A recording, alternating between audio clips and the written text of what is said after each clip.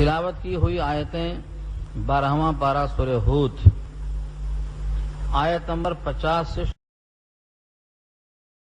سورہ ہود ہے۔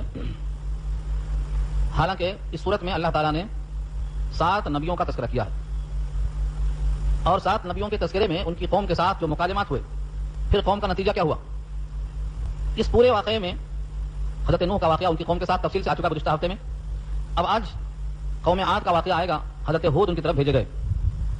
اس کے بعد قوم صالح کا تذکرہ آ رہا ہے، اس کے بعد حضرت ابراہیم اور ان کے ساتھ لوط 2 پیغمبروں کا تذکرہ آئے گا، اس کے بعد حضرت شعیب کا ذکر آئے گا، آخر میں حضرت موسیٰ کا تذکرہ آئے گا، اور انہوں نے دعوت پیش کی، ان تمام میں اتحاد کا مظاہرہ ہوگا، اور اس کے بعد پوری قوم نے انکار کے بعد کیا پایا، نتیجہ بیان کیا گیا۔ 7 نبیوں کا تذکرہ ہونے کے باوجود سورت کا نام کیا رکھا گیا؟ سورہ ہود۔ اس کا نام سورہ نوح نہیں، اس کا نام سورہ ہود رکھا گیا۔ حالانکہ جب برابر 7 نبیوں کا ان کی قوموں کے ساتھ مکالمہ ہوا، ان کا انجام ایسا ہوا، تو ان میں سے کوئی بھی نام رکھا جا سکتا ہے، چاہے قوم ابراہیم ہو یا قوم شعیب ہو یا قوم موسیٰ ہو، لیکن اللہ تعالیٰ نے اس سورت کا نام سورہ ہود رکھا۔ اس کی وجہ یہ ہے کہ سورہ ہود کا واقعہ دیگر 7 نبیوں کے واقعے میں ممتاز ہے۔ اسی واسطے میں نے عرض کیا تھا شروع میں مقدمے میں، نبی صلی اللہ علیہ وسلم کے سفید بالوں کو دیکھ کر صحابی نے جب پوچھا کہ آپ کے سفید بال بڑھاپے کی طرف علامت ہیں، تو آپ نے فرمایا تھا شیبتنی ہود، مجھ کو سورہ ہود نے بوڑھا کر دیا۔ اب سورہ ہود کی وہ کون سی آیت ہے جس آیت کے اوپر غور و فکر کرنے سے اندازہ ہوتا ہے کہ بڑھاپے کا اثر وہاں سے شروع ہوتا ہے۔ بڑھاپا نام ہے قوت کے اضمحلال کے آغاز کا۔ جو آدمی کے اندر صلاحیت، توانائی، قوتیں ہیں، ان میں اضمحلال شروع ہو جائے تو اس کا نام ضعف اور بڑھاپا کہلاتا ہے۔ سورہ روم میں اللہ نے واضح کیا ہے، اللہ الذی خلقکم من ضعف ثم جعل من بعد ضعف قوة ثم جعل من بعد قوة ضعفا وشیبا۔ اللہ نے انسان کو بنایا کمزوری کے بعد طاقت والا، طاقت والا ہونے کے بعد پھر کمزور۔ یہ دونوں تقریباً سامنے آتے ہیں انسانوں کے۔ تو وہ ضعف والی آیت کون سی ہے جس کی بنیاد پر یہ کہا گیا ہے، وہ انشاءاللہ آگے آ رہی ہے، فاستقم کما امرت، یہ آیت۔ تو سورہ ہود میں جو سب سے اہم واقعہ ہے وہ قوم ہود کا ہے۔ اس واقعے میں جو مشترک جملہ ہے سارے نبیوں کے درمیان وہ یہ ہے، اعبدوا اللہ ما لکم من الہ غیرہ۔ یہ جملہ سب نے کہا، یعنی تمام انبیاء کی مشترکہ دعوت اسی جملے پر دائر ہوتی ہے کہ اللہ کی عبادت کرو، تمہارے واسطے کوئی دوسرا معبود کے سوا نہیں ہے، کوئی اور معبود، کوئی اور مسجود تمہارے واسطے نہیں ہے۔ یہ ہر نبی نے اعلان کیا۔ الفاظ دیکھیں آپ، وَإِلَىٰ عَادٍ أَخَاهُمْ هُودًا، اور عاد کی طرف، یعنی قوم عاد کی طرف۔ عاد 2 ہیں، ایک تو ہے عاد الاولیٰ، عاد الاولیٰ سے مراد قوم عاد ہی مراد ہے، اور ایک ہے عاد اخریٰ جس کو سمود کہا جاتا ہے، جس کا ذکر اس کے بعد رکو میں آ رہا ہے۔ یہ دونوں قومیں اوپر جا کر ایک ہی خاندان سے ملتی ہیں۔ ان دونوں قوموں کا تذکرہ اللہ نے سورہ فجر میں کیا ہے، تفصیل کے ساتھ کیا ہے۔ تو قوم عاد کی 2 تقسیم ہے، ایک عاد اولیٰ اور ایک عاد ثانیہ، جس کو عاد الاولیٰ کہا وہ پہلی، اور جس کو عاد اخریٰ کہا ہے وہ سمود مراد ہے۔ تو ویلا عاد، اور عاد کی طرف ہم نے بھیجا اخاہم، ان کے بھائی۔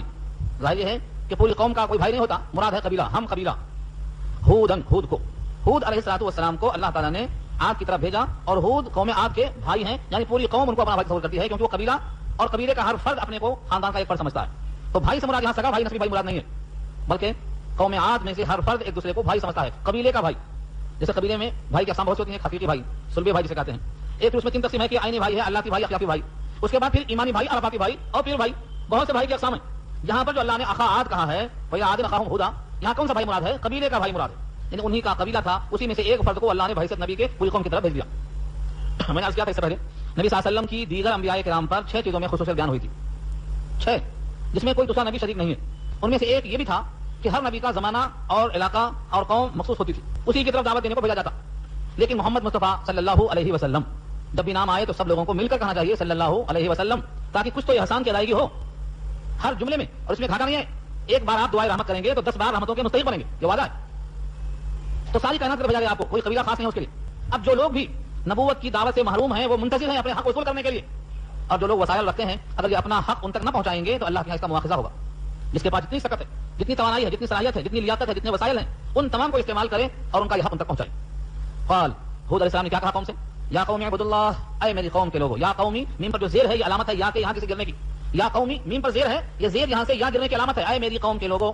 یہ اپنائیت کے واسطے اظہار ہے، اپنائیت کے لیے، کہ جو آدمی اسی قوم اسی قبیلے کا رہنے والا ہو، اپنی قوم کا بھی خواہ ہوتا ہے، بدخواہ نہیں ہوتا ہے، لہذا جب وہ کہے گا اے میری قوم کے لوگوں، تمہارا بھلا اس میں ہے جو میں چاہتا ہوں، اعبدوا اللہ، اللہ کی عبادت کرو، ما لکم، نہیں ہے تمہارے لیے، من الہ، کوئی الہ، غیرہ، اس کے سوا۔ یہ لفظ آپ گنتے جائیے، 8 نبیوں نے اپنے قوم سے یہی کہا، 7 یہاں کا ذکر ہے، اور اگر آپ چاہتے ہیں اور بھی تو سورہ شعراء میں دیکھنے پارہ 19 میں وہاں بھی تذکرہ ہے۔ ہر نبی نے اپنی امت کو جزوی احکام بہت دیے، لیکن اصولی طور پر جو احکام دیا گیا وہ یہ جملہ ہے، تمہارے لیے کوئی معبود اور نہیں ہے، تمہاری کوئی سجدہ گاہ نہیں ہے، تمہارا کوئی اور رزاق نہیں ہے، تمہارے وجود کو تیار کرنے والا، عدم سے وجود بخشنے والا اور کوئی نہیں ہے، تمہاری پیشانیوں کا حقیقی مالک کوئی اور دوسرا نہیں ہے۔ ہر نبی نے یہی اعلان کیا۔ اب سوچو، جس جملے کو، جس نقطے کو سارے نبیوں نے متحد ہو کر پیش کیا ہے، آج اس میں بھی لوگ اختلاف کرنا شروع کر دیے ہیں۔ یہ نقطہ اتحاد ہے۔ جب عیسائیوں کی طرف خط لکھنے کی بات آئی، حضرت صحابی ہیں دہیا کلبی, ان کے ہاتھ حضور نے خط لکھ کر دیا. بخاری میں ایک باب ہے بدول وحی, اور اس بدول وحی کے اندر اس خط کا تذکرہ. خط کیا لکھا؟ نبی صلی اللہ علیہ وسلم کی طرف یہ خط لکھا. اس خط میں ایک آیت نقل کی گئی, قل یا اہل الکتاب تعالوا الی کلمۃ سواء بیننا وبینکم الا نعبد الا اللہ. اہل کتاب کی طرف جو آپ نے خط لکھا اس میں کئی چیزیں تھیں, کئی جملے تھے. اس میں ایک آیت جو آپ نے کوٹ کی تھی اس کا جملہ نقل کر رہا ہوں میں کہ اے اہل کتاب آ جاؤ ایسے کلمہ کی طرف جو ہمارے تمہارے درمیان متفق علیہ ہے, اور وہ یہ ہے اللہ نعبد الا اللہ, سوائے اللہ کے ہم کسی کی بندگی نہ کریں. دیکھو عیسائیوں میں اور اسلام کے درمیان کئی چیزوں میں اختلاف ہے, لیکن جب دعوت دیا حضور نے تو اس آیت کو پیش کیا جو دونوں کے درمیان متفق علیہ ہے, اور وہ یہ ہے اللہ کے سوا کسی کی بندگی ہم نہ کریں. کم سے کم ایک نقطہ کی تلاش کیا اتحاد کا. اس پر متحد ہونے کے بعد اب دیگر مسائل جو فروعی ہیں وہ طے کیے جائیں گے. تو امت کے لیے نقطہ اتحاد کیا ہے؟ سب سے پہلا کہ وہ ایک اللہ کی عبادت پر جمع ہو جائیں کہ اور دوسرا کوئی ہمارا معبود اور مسجود نہیں ہے. یہ کروائے گا. ان انتم الا مفترون, یہ پہلے جملے کی نفی آئی ہے, یعنی پہلے کہا تمہارے سوا تمہارے واسطے کوئی معبود نہیں سوائے ایک اللہ کے. یہ جملہ مثبت ہے پازیٹو انداز میں. اب اسی کو تاکید میں لائے ہیں, ان انتم الا مفترون, نہیں ہو تم مگر اپنے بت پرستی کے اعتقاد میں گڑے ہوئے. تم اگر کسی بت کو خدا مانتے ہو تو تمہارا یہ جھوٹ ہے, افطرا. نہیں ہو تم, ان انتم نہیں ہو تم, الا مگر مفترون, گڑھے ہوئے. کیا مطلب ہوا؟ تم جو کسی اور کو الہ مانتے ہو, کسی اور کو مسجود مانتے ہو, کسی اور میں خدائی کی صفات تسلیم کرتے ہو, یہ تمہارا افطرا ہے, گڑھا ہوا. اسی کوئی حقیقت نہیں ہے. ان انتم الا مفترون, الا سے پہلے ان یہاں آیا ہے, یہ علامت ہے نافیہ کی. پورے قرآن کریم میں اور حدیث کے ذخیرے میں جہاں بھی الا سے پہلے ان آئے وہ نافیہ ہوتا. نہیں ہو تم مگر اپنے بت پرستی کے اعتقاد میں گڑھے ہوئے, مفتری ہو تم. مثبت دعوت دینا کافی ہے, لیکن نفی لا کر تاکید کرنا مقصود ہے. ایک الہ کو مانو اور ایک الہ کے سوا جتنے ہیں ان کو جھوٹا جانو, تب تو توحید کامل ہوگی. ہونا یہ بھی صحیح وہ بھی صحیح, ایک اللہ بھی صحیح اور جتنے بھی معبودان باطل ہیں یہ بھی جاری, تو فرمایا یہ توحید نہیں. اس بات کہا ان انتم الا مفترون, تم اپنی بد اعتقادی میں مفتری ہو, جھوٹ بولنے والے ہو کہ یہ بھی ہے یہ بھی ہے یہ بھی ہے. تو توحید کامل کے دو رخ ہیں, ایک مثبت ایک منفی, پازیٹو اور نیگیٹو دونوں لانا. یعنی پہلے آپ کو تسلیم کرنا پڑے گا کہ ایک معبود ہے, یہ مثبت ہوا. بقیہ کوئی معبود نہیں ہے, اگر کوئی ہے تو وہ باطل ہے. اب جا کے توحید آپ کی مکمل ہوئی. یا قوم لا اسالکم علیہ اجرا ان اجری الا علی الذی فطرنی افلا تعقلون. اس آیت میں بھی جو جملہ ہے یہ سارے انبیاء کا مشترک ہے, سارے انبیاء کا مشترک. یا قومی, اے میری قوم, لا اسالکم علیہ اجرا, میں تم سے اس پر کوئی اجر نہیں مانگتا. لا اسالکم, کم مانے تم, اور لا اسالو سوال نہیں کرتا میں, علیہ اس کام پر, اجرن کسی محنتانے کا. یعنی انبیاء کرام نے جو کام کیا ہے اس پر کوئی اجرت کوئی محنتانہ کسی سے کبھی بھی طلب نہیں کیا. اس میں اگر کوئی اجرت بنتی ہے تو اس کو کس سے حاصل کریں گے؟ ان اجری الا علی الذی فطرنی, نہیں ہے میرا محنتانہ مگر اسی ذات پر جس نے مجھے پیدا کیا. فطرنی, جس نے مجھے پیدا کیا, جو میرا خالق اور مالک ہے, اسی نے مجھ سے وعدہ کیا ہے کہ تیرے ہر عمل پر صلہ میں دوں گا. لہذا یہ جو میرا پیغام تم تک پہنچا رہا ہوں یہ میرا فرائض منصبی اللہ کی طرف متعین ہے, اس پر صلہ مجھے اللہ دینے والے ہیں. یہ جملہ بھی مشترک ہے سارے نبیوں کے درمیان. جتنے نبی آئے سب نے یہ دعویٰ کیا ہے کہ ہم تم سے اس پر کوئی محنتانہ نہیں وصول کرتے. یہاں سے کیا معلوم ہوا؟ بادی النظر میں بھی آپ غور کریں تو آپ کو دکھائی دے گا کہ مخلص وہی ہے جو بے غرض ہو کر بے لوث آپ کو آپ تک اللہ کا پیغام پہنچائے, وہی مخلص. کیونکہ اجر نہ لینا اور اجر کی امید اللہ سے رکھنا, اس سے زیادہ اخلاص کی اور کوئی دلیل نہیں بن سکتی. سب نبیوں نے یہی کہا. اسی واسطے متقدمین فقہا کا یہ فیصلہ تھا کہ کسی بھی دینی کام پر اجرت جائز نہیں ہے. کسی بھی دینی کام پر, یہ بات ہم پیچھے کر چکے ہیں سورہ بقرہ کے حوالے سے, کسی بھی دینی کام پر اجرت جائز نہیں ہے, کیونکہ ہر دینی کام کی اجرت اللہ کے ذمہ ہے. اذان دینا اس پر اللہ اجر دیں گے, نماز پڑھا دینا اس پر اللہ اجر دیں گے, قرآن سکھا دینا اس پر اللہ اجر دیں گے, کسی کو تعلیم دے دینا اللہ اس پر اجر دیں گے. تو جب ہر عمل پر اللہ سے اجر ملنے کی توقع ہے تو آپ اجیر اللہ کے ہوئے, اجرت اللہ کے ذمہ ہے, پھر بندوں سے آپ کیا وصول کر سکیں گے؟ یہ متقدمین فقہا کا نظریہ تھا اور آج تک باقی ہے. جو بھی خدمت ہو اس خدمت پر اجر چاہیے تو اللہ سے چاہیے, اور ایسا نہیں ہے کہ اللہ اس پر قادر نہیں ہے. کون کہتا ہے کہ آپ کی اجرت محنتانہ اللہ وہاں دینے پر قادر ہے, یہاں دینے پر قادر نہیں؟ جس طرح اللہ آخرت میں ہر عمل پر اجر دینے پر قادر ہیں, دنیا میں بھی اجر دینے پر قادر ہیں. اسی واسطے ہمارے صوفیہ بزرگ لکھتے ہیں کہ اگر کوئی پیشان نہ کرے, محض توکل پر رہ جائے, تو بھی اس کو اللہ بقدر مقدر اس کا رزق عطا فرمائیں گے. اور آیت پیش کرتے ہیں لا نسألکم علیہ رزقا, ہم تم سے کب کہتے ہیں کہ تم رزق فراہم کرو؟ نحن نرزقک, ہم تجھ کو رزق دینے والے ہیں, ہمارا یہ وعدہ ہے. یہ سورۃ طٰ کے آخری صفحے میں آیت موجود ہے. تو اہل اللہ کا طور طریقہ ہی رہا ہے, لیکن آہستہ آہستہ زوال, عاقبت سے غفلت, ایمان میں بودگی, پزمردگی, کملاہٹ. اب وہ صحبتیں حاصل نہیں ہیں جو دل میں گرا پیدا کریں. اب لوگوں میں وہ طاقت, وہ جذبہ, وہ روح, وہ اسپرٹ باقی نہیں رہ گئی ہے کہ جو اسلام کے واسطے مطلوب تھی. اس لیے بعد کے فقہا نے اس پر اجرت لینے کو جائز قرار دیا ہے, کیونکہ یہاں اعلیٰ درجے کو بیان کیا گیا ہے کہ میں تم سے اس پر اجرت نہیں چاہتا ہوں. یہ نہیں کہا کہ اس پر اجرت لینا جائز نہیں ہے, میں تم سے اجرت نہیں چاہتا ہوں, لیکن کسی عمل پر اجرت کا لے لینا یہاں منع نہیں ہے. اس لیے بعد کے فقہا نے اذان کی تنخواہ, امام کی تنخواہ, تعلیم قرآن کی تنخواہ, یہاں تک کہ حضرت امام شافعی رحمۃ اللہ علیہ نے تو استدلال فرمایا کہ اگر کوئی تعلیم قرآن دے بیوی کو اور مہر نہ دے تو تعلیم قرآن اس بیوی کے لیے مہر کے بدلے قابل قبول ہو جائے گا. اور انہوں نے دلیل پیش کی ان حق ما اخذتم علیہ اجرا فهو کتاب اللہ, جس پر تم کو اجر لینے کا زیادہ حق ہے وہ اللہ کی کتاب ہے. یہ روایت بخاری میں دو مقام پہ آئی, اسی روایت سے ان کا استدلال ہے. اور بعد کے فقہا نے اسی بنیاد پر تو امت میں تساہل اتنا بڑھ گیا ہے کہ اگر کوئی بھی اجر نہ ملے تو سارے کام معطل ہو جائیں, کوئی بھی اذان نہیں دے گا, سب گھر میں رہیں گے, ٹی وی دیکھتے ہوئے رہیں گے. کون آئے گا؟ ایک بیچارہ ہے جو سارے کام چھوڑ کے اذان دینے کو حاضر ہے, پوری مسجد میں کوئی نہیں ہے, کوئی نہیں, سب اپنے اپنے کاموں میں. اب اس کو بھی اگر تنخواہ نہ ہو تو کیوں آئے گا؟ یہ بھی آئے گا, سب ٹی وی دیکھتے رہیں گے بیٹھ کے. تو تنخواہ مقرر کر دو تاکہ دینی کام میں تعطل نہ پیدا ہو, دینی کاموں میں حرج پیدا نہ ہو. ورنہ صحیح بات یہی ہے کہ انبیاء کرام نے اللہ پر بھروسہ کرتے ہوئے دنیا والوں سے اجرت نہیں لیا ہے، اجرت نہیں چاہا. یہی سارے انبیاء کی مشترکہ دعوت ہے. اور بڑی عجیب بات لکھا ہے فقہا نے کہ تاثیر میں اس کا بڑا دخل ہے. اجرت لے کر کوئی اگر بات کہتا ہے تو اجرت کی وجہ سے تاثیر کم ہو جاتی ہے، اور خالصتاً لوجہ اللہ کرتا ہے تو تاثیر بڑھ جاتی ہے. یہ فقہا نے اپنے اثرات کو مرتب کیا ہے. بہرحال یہاں جواز عدم جواز کی بات نہیں چلتی ہے، بلکہ اخلاص اور اعلیٰ درجے کی بات چل رہی ہے. ان انتم الا مفترون کے بعد فرمایا کہ میرا تم سے کوئی سوال نہیں ہے کہ تم اس پر محنتانہ ادا کرو، بس یہ میرا تم تک پیغام ہے. اور یہ پیغام میں بھی تسلط نہیں ہے کہ تم کو ماننا ہی پڑے گا، صرف میرا کام پہنچا دینا ہے. علینا البلاغ، ہمارے ذمہ صرف پہنچانا. منوانا مسلط ہو جانا یہ کسی نبی کا ذمہ نہیں تھا. آج بھی اگر قوم اتنا ہی سمجھے کہ ہمارے ذمہ صرف پہنچا دینا ہے. آج کیا ہو رہا ہے، جن کے ذمہ صرف پہنچانا ہے وہ دو طریقے سے کمزور پڑتے ہیں. ایک تو جو پہنچانا ہے وہ نہیں پہنچا رہے ہیں، کچھ اور پہنچا دے رہے ہیں. اور جن کو پہنچانا ہے ان کو نہیں پہنچا رہے ہیں، کسی اور کو پہنچا رہے ہیں. دو غلطی ہوئی. جو پہنچانا وہ نہیں پہنچا رہے ہیں، اور جن کو پہنچانا ان کو نہیں پہنچا رہے ہیں. دو غلطی کر رہے ہیں. اور تیسری غلطی یہ کر رہے ہیں، جس کیفیت سے پہنچانا ہے اس کیفیت سے نہیں پہنچا رہے ہیں. یہ تین غلطیاں ہو رہی.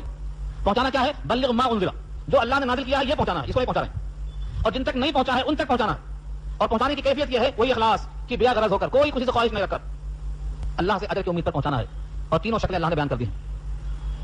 فرمایا کہ میرا بدلہ تو صرف اللہ کے ذمہ ہے جس نے مجھے پیدا کیا. فرمایا افلا تعقلون، کیا تم تعقل نہیں کرتے؟ یعنی نبوت کی تصحیح پر تم اتنا غور نہیں کر سکتے کہ میں آخر یہ کام اگر مفید نہیں ہے تو میں کیوں کروں، جب تم سے مجھے کوئی اجر لینا نہیں ہے، تم سے اجر ملنے والا نہیں ہے. اور اگر یہ کام خراب ہے تو اللہ سے بھی نہیں ملے گا، تو یہ بیکار کام میں کیوں کروں گا. ہاں تم کو عقل کرنا پڑے گا استعمال کہ تم سے محنتانہ وصول نہیں ہو رہا ہے، یقیناً اس کا بدلہ مجھے اللہ سے ملنے کی توقع ہے، تبھی میں یہ کام کر رہا ہوں. یہ ہے تعقل. اس سے معلوم ہوا انبیاء کرام کی تعلیمات عقل کے مطابق ہوتی ہیں، تبھی تعقل کی دعوت دی گئی. ہمارے پاس بڑے زور شور سے لوگ بولتے ہیں اسلام میں عقل کا دخل نہیں، بس جو کہا گیا مان لو. ایسا نہیں ہے. قرآن کریم کی آیتوں میں بصراحت کئی مقام پر اگر آپ چاہیں تو ملے گا. افلا تعقلون کا مطلب کیا تم کو اتنا بھی عقل نہیں؟ کیا مطلب ہوا؟ یعنی عقل کا دخل کسی حد تک ہے، ہر جگہ عقل کو چھوڑ دینے کا حکم نہیں ہے. نہ ہر جائے مرکب تما تاختن کہ جہاں سے پر باید انداختن، کہیں کہیں عقل ہاتھی ہے، ہر جگہ عقل چھوڑ دو نہیں. ایسا نہیں ہے. اچھا ہے دل کے پاس رہے پاس بانے عقل، لیکن کبھی کبھی اسے تنہا بھی چھوڑ دے. کچھ جگہیں ہیں جہاں عقل کام نہیں کرتی، وہاں چھوڑنا پڑتا. اور نبی العموم اللہ نے عقل کی دعوت دی ہے. کچھ آیتیں سن لیجیے آپ.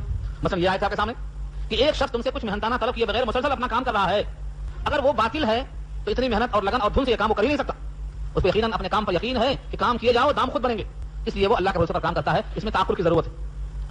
سورہ ملک میں کہا اللہ نے کہ جہنم میں جو جائیں گے تو وہ جہنم میں جانے والے افسردگی میں افسوس میں کیا کہیں گے، کاش کہ ہم حق تعلیم کو سن لیے ہوتے یا کم سے کم اپنی عقل استعمال کر لیے ہوتے تو ہم جہنم میں نہ جاتے. لو كنا نسمع او نعقل ما كنا في اصحاب السعير، کاش کہ ہم پیغام انبیاء کا سن لیے ہوتے یا کم سے کم درجے میں اپنی عقل کا استعمال کر لیے ہوتے تو ہم جہنم میں نہ جاتے. لو كنا نسمع او نعقل، ناقل کا مطلب عقل سے بھی توحید ثابت ہے. اگر کسی کی عقل صحیح سلامت ہے اور صحیح اس کا استعمال کرتا ہے تو توحید اس کے سامنے کھل کے آئے گی. آج جو لوگ توحید سے خالی ہیں وہ اپنی عقل کا استعمال نہیں کر رہے ہیں. تیسری آیت میں اللہ خود فرماتے ہیں سورہ انبیاء میں، ہم نے ایک کتاب بھیجا، اس کتاب میں تمہارا ہی تذکرہ ہے، تمہارا ہی چرچا ہے. لقد انزلنا الیکم کتابا فیہ ذکرکم افلا تعقلون، کیا تم اب عقل نہیں لگاؤ گے؟ وہ کتاب میں تمہارا ہی تذکرہ ہے، تم کیسے سو، تم کیسے جاگو، تم کیسے بولو، تمہارا فکر کا زاویہ کیسا ہو، کیا تم ابھی تعقل نہیں کرو گے؟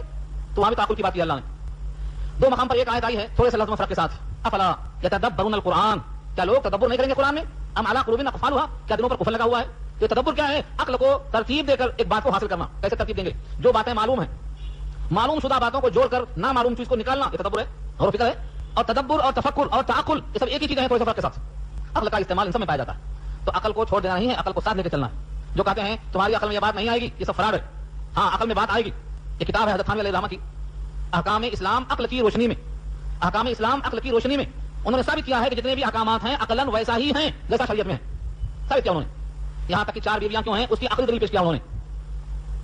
اسلام کی تمام باتیں غور و فکر کر کے آپ دیکھ لیں، تحقیق کر لیں، کوئی بھی جگہ سے آپ اس کو ہٹا نہیں سکیں گے 1 انچ کے واسطے بھی، کیونکہ جس نے عقل بنایا ہے اسی کا بھیجا ہوا یہ نمونہ ہے، اس واسطے عقل کے خلاف نہیں ہو سکتا. اب اس کے بعد دعوت شروع ہوتی ہے، یہ بھی دعوت مشترک ہے. وَيَا قَوْمِ اسْتَغْفِرُوا رَبَّكُمْ ثُمَّ تُوبُوا إِلَيْهِ، اور اے میری قوم کے لوگوں اپنے رب سے استغفار کرو. استغفروا امر ہے، استغفار مصدر ہے. الف سین تے نکال دیجیے، باب استفعال کی علامت ہے یہ، تو بچتا ہے غفرہ غین سے رے. اور غفرہ کا لفظ کہیں بھی استعمال ہوا ہے تو مانے ڈھانپ دینا. مغفر لوہے کی وہ ٹوپی جو سر کو چھپا دیتی ہے. تو استغفروا کا مطلب یہ ہے اپنے پروردگار سے اپنے گناہوں پر بخشش طلب کرو کہ وہ تمہارے گناہوں کو چھپا دے، ڈھانپ دے. بخشش کی 2 شکلیں ہیں، ایک تو یہ ہے کہ گناہ کو مٹا دے، ریکارڈ سے حذف کر دے. نامہ اعمال میں جو گناہ درج ہو چکے ہیں ان کو میٹ کر صاف کر دے، وہاں گناہ باقی نہ رہے. اس سے پہلے بات آ چکی ہے کہ جیسے نامہ اعمال سے نیکیاں نکل جاتی ہیں ایسے ہی گناہ بھی نکل جاتے ہیں. نیکی بھی نکل جاتی ہے، گناہ بھی نکل جاتے ہیں، دونوں کا اسباب الگ الگ ہیں. تو کبھی ایسا ہوتا ہے کہ نامہ اعمال میں وہ نیکی ہی مٹا دی جاتی ہے، رہتی ہے اس کے اندر، اللہ اس کو میٹ دیتے ہیں، صفائی کر دیتے ہیں. ذاتی نہیں ہے میری. اللہ نے لکھا ہے سورہ رعد میں 12-13 کی آیت ہے، یمحو اللہ ما یشاء ویثبت وعنده ام الکتاب. جتنا اللہ چاہتے ہیں مٹا دیتے ہیں، جتنا چاہتے ہیں باقی رکھتے ہیں. ان کے پاس اصل کتاب ہے. اصل کتاب مراد لوح محفوظ ہے جہاں تقدیر لکھی ہوئی ہے. تقدیر معلق اور مبرم دونوں کا وہاں ذکر کیا ہے. لکھا ہوا ہے کہ ہم نماز پڑھیں گے، ہم کر رہے ہیں، نماز پڑھ رہے ہیں. کچھ ایسی چیزیں بھی ہیں جو معلق لکھی ہوئی تھی. اگر یہ توبہ کرے گا تو یہ گناہ مٹا دوں گا, یہ توبہ کرے گا تو یہ چیزیں دے دوں گا, جس کو تقدیر معلق کہتے ہیں. وہ اصل کتاب اللہ کے پاس محفوظ ہے, وہ جتنا چاہتے ہیں مٹا دیتے ہیں. یمحو مٹا دیتے ہیں, یمحو اللہ ما یشاء, جو اللہ چاہتے ہیں مٹا دیتے ہیں. جب لوح محفوظ سے مٹا دیتے ہیں, جہاں تقدیر لکھی ہے تو تقدیر سے بھی وہ نکل جاتا ہے اور نام اعمال سے بھی وہ نکل جاتا ہے. وہ یثبت, اور باقی رکھتے ہیں جتنا وہ چاہتے ہیں. وعنده ام الکتاب, ان کے پاس اصل کتاب موجود ہے. تو بعض دفعہ جب بندہ استغفار کرتا ہے تو اللہ ان گناہوں کو ڈھانپ دیتے ہیں. ذکر میں تو ہے مگر آپ کسی کو نظر نہیں آئے گا. ترازو کی تول جب ہوگی تو وہاں پر نہیں تولا جائے گا. سابقہ گناہ مراد ہے, سابقہ گناہوں پر توبہ. ثم توبوا الیہ, پھر اس کی طرف متوجہ ہو جاؤ. سابقہ گناہوں پر استغفار اور آئندہ کے اعمال کے واسطے توجہ اور رجوع ہو جاؤ. توبوا الیہ, چنانچہ توبہ اور استغفار دو لفظ الگ الگ ہیں. توبہ جس کے معنی رجوع کے آتے ہیں, تابہ یتوبو کے معنی آتے ہیں رجوع ہونا, متوجہ ہونا. تابہ الی, کسی کی طرف متوجہ ہونا, اور تابہ علی, کسی کی توبہ قبول کرنا. تابہ الی اللہ, بندہ اللہ کی طرف رجوع ہوا, اور تابہ اللہ علیہ, اس کی توبہ اللہ نے قبول کر لیا. تو الی اور علی کا فرق ہے. فرمایا اللہ سے اپنے گناہوں کی بخشش چاہو, پھر اس کی طرف متوجہ ہو جاؤ. اس کا 3 فائدہ نقل کیا. پہلا فائدہ, یرسل السماء علیکم مدرارا, تم پر آسمان سے پانی برسائیں گے. یرسل, بھیجیں گے, السماء, آسمان سے, علیکم, تم پر, مدرار, مدرار کے معنی پانی کی کثرت. اتنی پانی کی کثرت جس کو ہم بولتے ہیں موسلادھار بارش, خوب دل کھول کے بارش ہوتی ہے. یعنی جتنا زیادہ سطح زمین پر قوت ہے قبول کرنے کی, سب کو آسودہ کر دیتے ہیں. یہ ہے مدرار, موسلادھار بارش, لگاتار زوردار بارش. تو توبہ اور استغفار کا نقد فائدہ کیا ہے؟ بارش ہوگی, اور بارش میں تمہاری زمین کی حیات پوشیدہ ہے, اور زمین کی حیات میں تمہاری غذا پوشیدہ ہے, اور تمہاری غذا میں تمہاری بقا پوشیدہ ہے, اور تمہاری بقا تمہارے واسطے مقصود ہے تاکہ تم کچھ کرنے کے لائق باقی رہو. زمین مردہ ہے, جب تک زمین مردہ ہے اس سے کچھ نباتات نکلنے والے نہیں ہے. اللہ اس پر بارش بھیجتے ہیں تو زمین سے جب بارش ملتی ہے, خلق ملت ہوتی ہے, تو اس زمین کے اندر قوت نمو پیدا ہوتی ہے, زمین حیات والی ہو جاتی ہے. اب اس میں نباتات نکلتے ہیں. چنانچہ اللہ نے کئی مقام پر مثالیں پیش کی ہے. مثل الحیات الدنیا کماء انزلناه من السماء فاختلط به نبات الارض, آسمان سے پانی برسایا, زمین مردہ تھی زندہ ہو گئی. تو پہلا فائدہ ہوگا کہ بارش ہوگی اور زمین کے اندر خوشحالی آئے گی. اور جو چارہ نکلے گا وہ 2 قسم کا, متاع لکم ولانعامکم, تم کھاؤ گے تمہارے چوپائے کھائیں گے. تم گیہوں کا دانہ کھاؤ گے, بھوسا وہ کھائیں گے. تم پھل کھاؤ گے, چھلکے بکریاں کھائیں گی. متاع لکم ولانعامکم. تو پہلا فائدہ یہ ہے کہ تمہاری بقا جس رزق میں ہے, اور وہ رزق موقوف ہے جس زمین پر, جس بارش پر, تمہارے توبہ استغفار کے طفیل میں سے ہونے والا ہے. اسی واسطے کہتے ہیں قیامت اس وقت نہیں آئے گی جب تک ایک بھی اللہ اللہ کہنے والا باقی رہے گا, کیونکہ وہ اللہ اللہ کہتا رہے گا, بارش ہوتی رہے گی, نظام چلتا رہے گا. تو توبہ استغفار ایسا عمل ہے جسے بارش کثرت سے ہوتی ہے. یرسل السماء علیکم مدرارا ویزدکم قوۃ الی قوتکم, اور زیادہ کر دے گا تمہاری قوت تمہاری موجودہ قوت کے ساتھ. قوۃ الی قوتکم, تمہاری جو قوت اب موجود ہے اس قوت میں مزید قوت کا اضافہ ہوگا. اس سے 2 قوتیں مراد ہیں. ایک تو تمہارا جب رزق بڑھے گا اور رزق ٹائم پر ملے گا تو تمہاری جو موجودہ قوت ہے اس قوت میں اضافہ ہوگا. آدمی کی قوت کس پر موقوف ہے؟ غذا پر. جب غذا صحیح وقت پر صحیح ملے گی تو جسم کی قوت باقی رہے گی, نہیں تو کیا ہوگا؟ یہ صحابی کا واقعہ ہے سلمان کا اور ابو ذر کا. سلمان ابو دردہ, ابو ذر میں ابو دردہ, ان دونوں میں دوستی ہوئی. سلمان شریعت سے اعتدال چاہتے تھے اور ابو دردہ میں زہد کا غلبہ تھا, وہ ہمیشہ متوجہ اللہ رہتے تھے. دیکھا تو بھابھی کو میل کچیل, کپڑا گندا, کہا یہ کیا قصہ ہے, میں آپ کے کپڑے کو گندا دیکھ رہا ہوں, آپ کے جسم پر جو کپڑا ہے یہ اتنا بوشیدہ کیوں دکھائی دے رہا ہے؟ ابو دردہ کی بیوی نے کہا کیا کروں, تمہارے بھائی ابو دردہ کو کوئی حاجت نہیں میری. ایک معنوں میں دبے لفظوں میں شکوا تھا. رات ہوئی, اللہ کے سامنے کھڑے ہو گئے, دن ہے روزہ رکھ لیا, دن بھر روزہ, رات میں قیام, تو میرے کپڑے صاف کس کے لیے ہوا تھے؟ میری آنکھوں میں سرما, ہاتھوں میں مہندی, کپڑے میں صفائی کس کے لیے ہوتی ہے؟ شوہر کے واسطے ہوتی ہے. یہ دن بھر روزہ رہتے ہیں اور رات بھر قیام کرتے رہتے ہیں. سلمان نے ابو دردہ کو پکڑا, کہا بھائی جان کیا کر رہے ہیں آپ؟ لنفسک کا علیک حق, آپ کے جسم کا آپ پر حق ہے, اور زوجک علیک حق, آپ کی بیوی کا آپ پر حق ہے.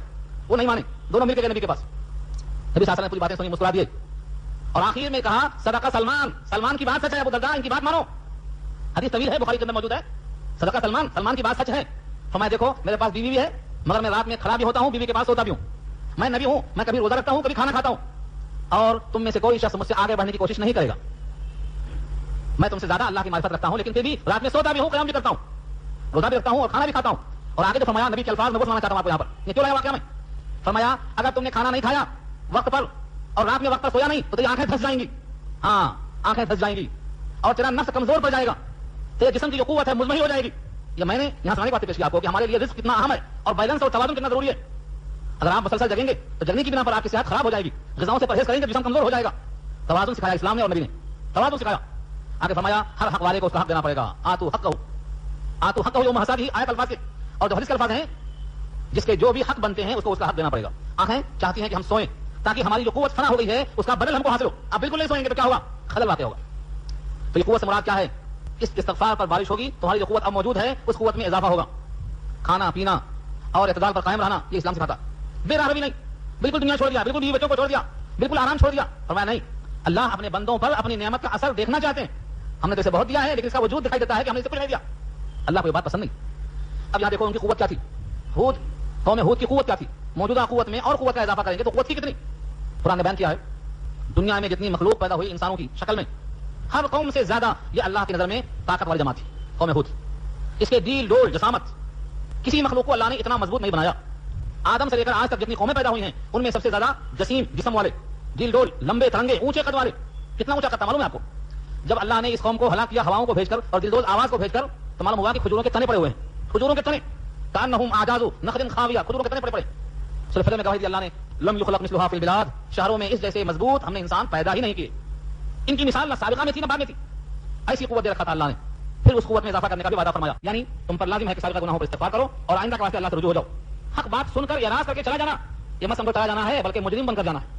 جب کسی کے سمجھ میں بات آ جائے، حقیقت آشکارا ہو جائے، تو پھر اپنی انا کی خاطر ہر دھرمی میں انکار کرتا ہے تو صرف چلا گیا نہیں، تتولوا مجرمین، مجرم ہو کر گیا اب یہ اسلام کی چوکھٹ پہ چھوڑ کے گیا۔ اب قوم کا جواب سنو، یہاں تک حضرت ہود کے الفاظ تھے جو دعوت میں پیش کیا گیا۔ قوم نے کیا جواب دیا؟ قالوا یا ہود، لوگوں نے کہا اے ہود، ما جئتنا ببینۃ،